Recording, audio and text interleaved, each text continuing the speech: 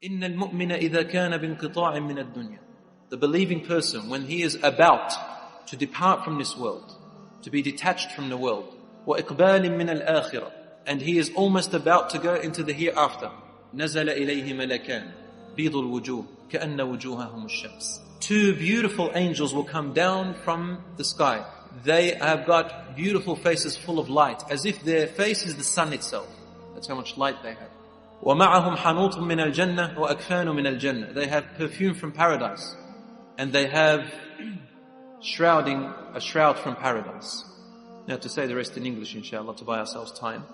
And then they wrap him, and they place the perfume in him, and the angel of death is there. And he says to the soul of the believer, come out to a pleasure from your Lord. Come out to a luxury that you are going to receive from your Lord. أَيَّتُهَا الرُّوحُ الطَّيِّبَةِ. O beautiful, pure soul.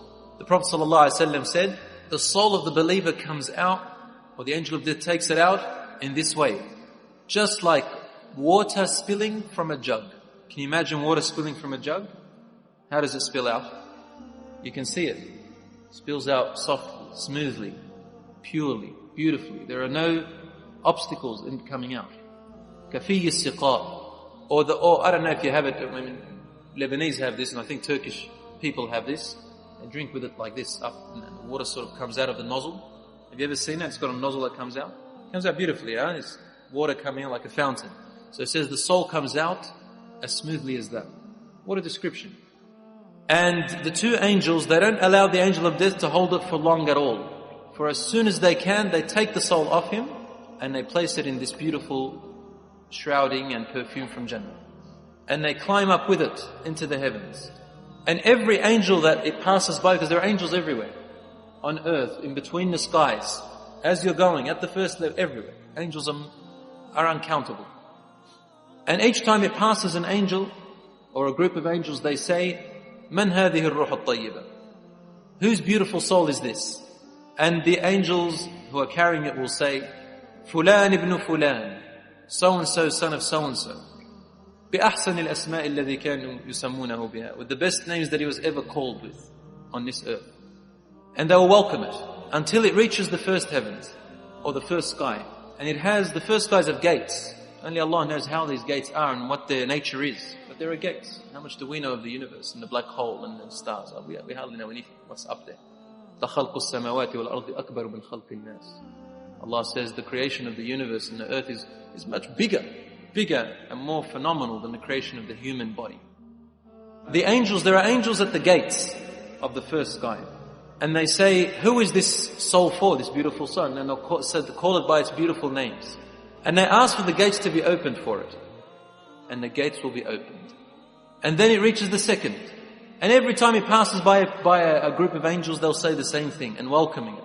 Imagine that, ya akhwan. You've just now departed from the world and there is a welcoming from a creation made of light. There is no darkness in there. There is no hatred. You are the famous one. You are popular among these enormous creatures, beautiful creatures you've never eyes laid on. And no one else can see this. And if we hadn't been told by Allah and His Messenger, we wouldn't have known this reality. We only say what Allah and His Messenger tell us. For we believe in what they tell us of the unseen. It says it reaches a point very high. In some hadith it says that Allah subhanahu wa ta'ala says to them, take this soul so it can see its kingdom and its property in heaven. And then by the time the body is prepared for burial, the soul, Allah subhanahu wa ta'ala orders them to return the soul back. This is in the hadith of the Prophet sallallahu alaihi wasallam. I'm continuing. He says, take it back. فَمِنْهَا خَلَقْنَاهُمْ وَفِيهَا نُعِيدُهُمْ وَمِنْهَا نُخْرِجُهُمْ تَارَةً أُخْرَى. From the soil we created the body and to them. And to it we will return them, and from it we will resurrect them once again. Return the soul back to the body. It's going to be questioned in the grave. And they return it into the body. Prophet ﷺ said, then two angels will come to him. Munkar wa Nakir. Munkar wa Nakir. It is an Arabic terminology of creatures that are unknown, unidentified, unknown. Munkar, meaning don't know what it is. Nakir, even more unknown. Munkar, Nakir. One that has never been thought of or imagined. Nakir, another one that has never been known or identified. They're just different expressions the Prophet ﷺ gave. Munkar wa Nakir. You cannot tell what they are. Can't their images is horrific. It's unbearable. And you can't say what they are. You just say they're creatures of some sort. Some of them will see them monsters. They are quite horrific, munkar wa nakir. They look the same for the believer and the disbeliever. But the difference is, for the believer, Allah says in the Quran, أعوذ بالله من الشيطان الرجيم بسم الله الرحمن الرحيم يثبت الله الذين آمنوا منكم بالقول الثابت في الحياة الدنيا وفي الآخرة. Allah subhanahu wa ta'ala strengthens and makes firm those of you who believe in Allah. Makes you firm in this life, in your iman, and will make you firm in the hereafter, meaning in your grave and in the day of judgment. You will not be afraid. So the angels will come and they will wake him up and say, Man Rabbuk? They'll ask him 3 questions. Man Rabbuk? Who is your Lord? وَمَا دِينُك? What is your religion? وَمَاذَا تَقُولُ بِالرَّجُلِ الَّذِي بُعِثَ فِيكُمْ? What do you say about that man who was sent as a messenger among you? In another hadith, you probably hear about وَمَا كِتَابُك? What is your book? And he will say, my Lord is Allah, subhanahu wa ta'ala. I believed in Him and worshipped Him. My religion is Islam, and the man is my prophet. I heard about him and I believed in him and followed him. And the angels will say to him, sleep or rest. Rest, for what is going to come is going to be better. O beautiful soul. And then he is told to look, or she is told to look to their left. And a little opening, a gateway is opened. And they see hellfire burning itself. Terrible, terrible place. And they will say to him, I don't know if it's Munkar wa Nakir or other angels that will be there. They will say to him, nevertheless, look at that. And the person in the grave moves away. Says, that is your place. That is your place. And Allah created that place for you. But because you chose to obey Allah subhanahu wa ta'ala, you have saved yourself from that place. You will never go in. And they close it. See, Rasulullah sallallahu alaihi wasallam told us that every person has a place in heaven or hell.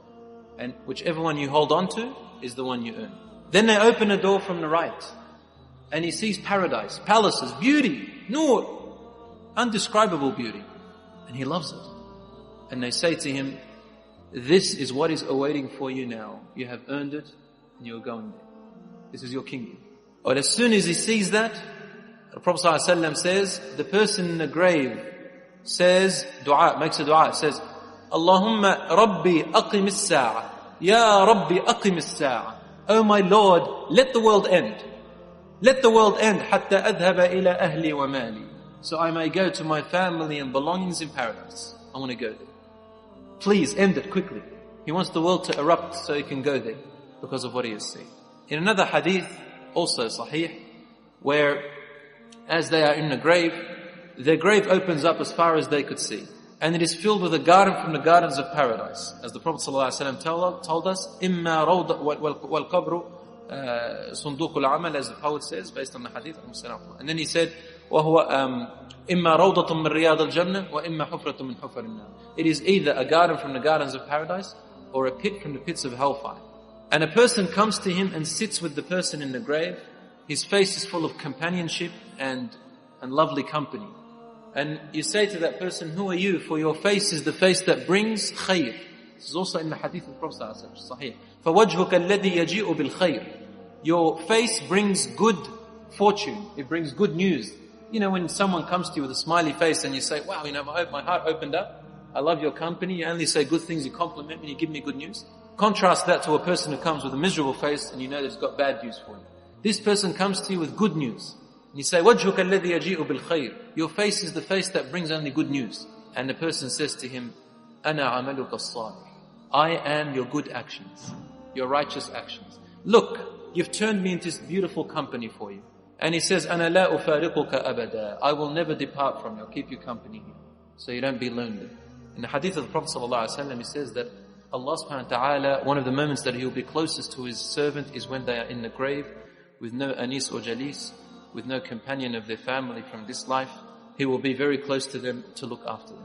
So when a person dies or passes away in your family or someone friendly to you, always remember that no one, a stranger has not captured him, he is not imprisoned, he is not kidnapped, but he is taken away by the most merciful Allah who created you and me.